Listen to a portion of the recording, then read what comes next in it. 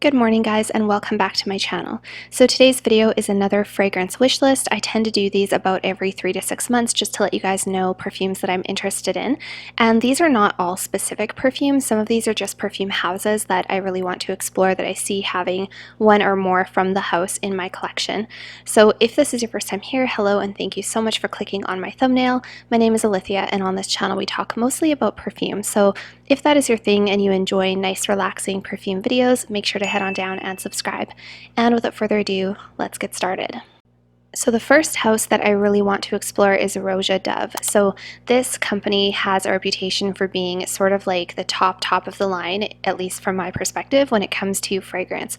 They have incredible bottles and I hear people rave about them all the time. It's just that for me, perfume is so subjective that I definitely do not want to blind purchase any of these fragrances. This is one that I would definitely want to make a calculated choice. So unfortunately, we don't have any boutiques open near me. So once everything settles down with COVID and I can go do a little bit of shopping and sniffing some perfumes, this is one house I definitely want to explore. I would say probably the two top ones that are recommended to me are the Enigma and the Elixir. And I've looked at them and the notes look amazing, but it's very difficult to tell what a perfume is going to smell like just based off of the notes. And like I said, I am not prepared to drop that kind of coin on a blind fragrance. The second house that I want to explore is Bond 9. So again, this is one company that I have seen floating around and I've had so many people recommend certain ones to me. Probably the Scent of Peace is the most popular one that people recommend. Again, I don't want to drop that kind of money on a blind purchase, even though I think there's some that I think would be amazing. So I actually do have a sample pack of this coming. It should be here any day and I'm really excited to smell all of the fragrances. And the one that I'm leaning mostly towards is Greenwich Village. That one sounds like it'll be an incredible, sort of a classy smelling, sophisticated fragrance, and I think that one will be amazing. But I do intend to purchase one Bond 9 once I have chosen my favorite one from the house, because I've just always wanted something from this house in my collection. The next house that I want to explore is a little bit cliche, and I think that it's actually gotten a little bit less hype in the last few months, and that is Creed, and specifically Aventis for her. So I have smelt Silver Mountain Water. Wasn't my favorite scent, but as you guys know, I'm not all about those super fresh, beachy, tropical mojito-like type of fragrances. They're just not my favorite thing. So I definitely do want to check out Aventis for her though. I'm starting to get more into fresh fragrances and I kind of just want to smell all of them and just see what the hype is all about. So yeah, that's one that's kind of like hanging over my head, even though it's not like a must-have. It's one that I keep thinking, oh, I still haven't smelled that one, and that's like an iconic fragrance.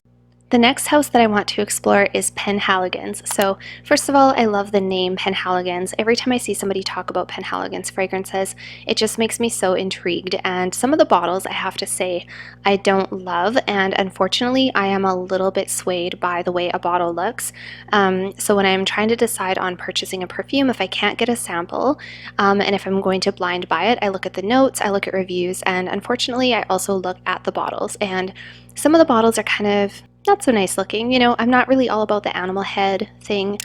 So this is one house I definitely have to sample the fragrances before I decide on one, because otherwise I think I would blind buy a bottle and always second guess myself and wish I would have smelt some other ones. So if you guys have any really good Penhaligon's fragrances that you think I would like, please definitely leave them down below for me. The next house that I want to explore is the Vuitton house, specifically Ruby Rouge. So this one I have actually heard, I believe her name is Erin Nicole. She talks about this one quite a bit, and I think I'm more intrigued by the fact that it is a Vuitton house of fragrances and also the bottles, and I just love the name Ruby Rouge. It sounds so cute, and I just think I would love seeing that bottle sitting in my collection. So this is one that I definitely want to explore. Again, a little bit pricey, and I don't want to blind purchase.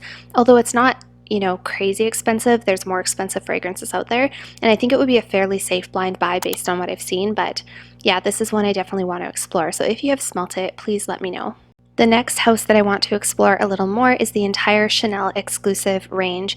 So I have heard so many good things about like Chanel Beige, and there's a couple of other ones from the exclusive line that people have recommended, but again, it's too pricey for me to invest blindly. I definitely need to go and sniff all of them, and I also find that there's such a sense of empowerment and happiness that you have when you actually smell 5 or 10 perfumes and choose one versus blind buying one that gets a lot of hype. it just makes me so much happier to know that I have chosen my favorite and that I'm not missing out on something else. I definitely love Chanel. As you guys know, I already have, I think, 4 or 5 Chanel fragrances in my collection. One of my absolute favorite houses, so classy. So I feel like I would definitely find at least one perfume from the exclusive range that I really, really like.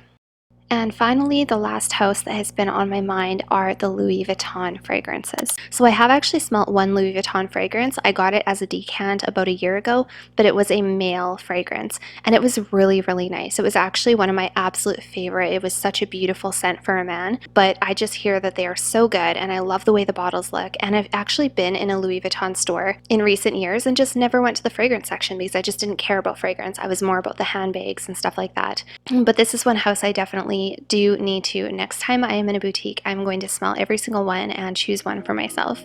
So that is it for today's video. I hope that you guys enjoyed it. I know it's a little bit shorter, but I did want to share this with you. And if you have any perfume recommendations for me from these houses that I mentioned, please let me know down below. And if you haven't already, feel free to head on over and follow me on Instagram. And I'll see you guys all next time. Bye for now.